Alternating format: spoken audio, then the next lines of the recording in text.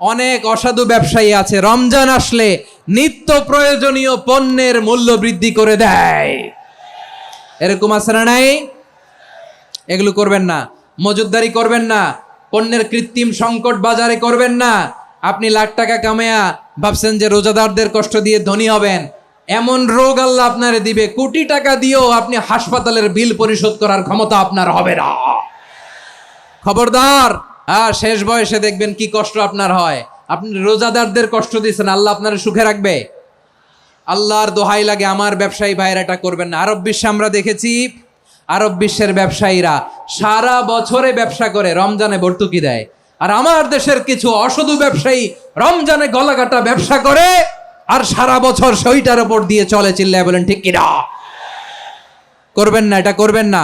নিত্য প্রয়োজনীয় পণ্যের মূল্য বৃদ্ধি করা হারাম, পণ্যের কৃত্রিম সংকট তৈরি করা হারাম, মজুতদারি করা হারাম, রোজাদারদেরকে কষ্ট দেয়া হারাম। এটা করবেন না।